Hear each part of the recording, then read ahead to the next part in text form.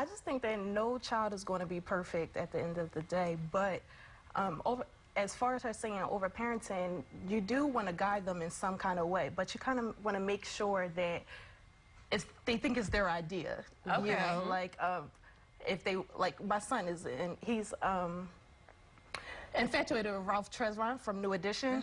So I'm like, well, you know, he played piano when he was a child.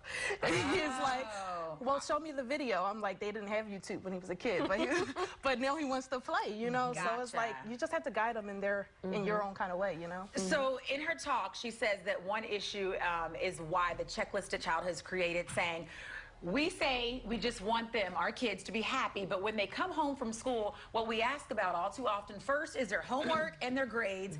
Maybe we're just afraid they won't have a future we can brag about to our friends. Roberta, speak to that. I think a lot of parents want to be able to sit at dinner with their friends and just rat off all the things their kids are doing. I mean, especially when you're getting with your mom friends, you're all like, oh, my kid did this or my kid did that. Right, you know, we all, I mean, we're guilty of it. We don't even know that we're doing it half of the time. Like, oh, my kid got an award. Right. You know, we're succeeding in this.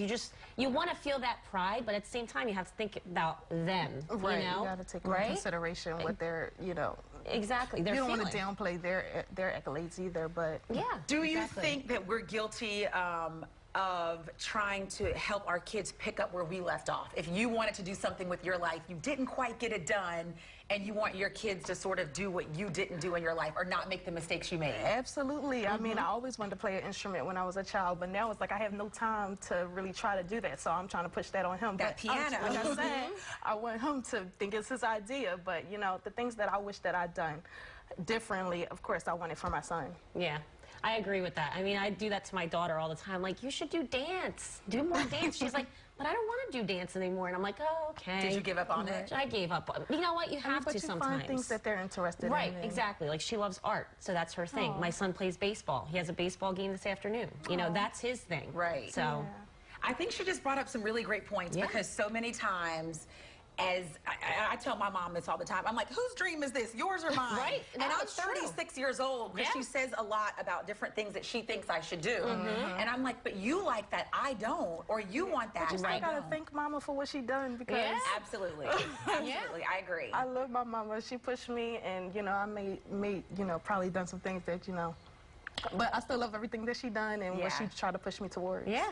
You know? You always got to look at your parents. Like, they raised you, you know? Yeah, I think you look in hindsight and be like, well, she made some good decisions for me. Right. Whether I liked it or not. That's the way I look at it, too, with my mom. I had some battles with my mom growing up. But now, like, we're best friends. Have you learned some things not to do with your daughter or your kids because of what your mom may have done that you're like, I'm not going to do that again? No, actually, I think like, when I was younger, I would say, no, I'm never going to be like my mom. Now, I am like my mom. Right. Just like her. Oh, yeah, my exactly. goodness. My mom didn't play, like, certain friends. She's like, I don't care who they are, you're living under my roof. Like, she did You become them. You definitely become them. And I'm proud of it, you know? I'm proud of it. Good traits. For sure. Good traits all around. What do you think the biggest struggle is at this phase? I know you have 7- and 9-year-olds, 6-year-olds, so your kids are roughly the same age. What's the biggest mom struggle right now?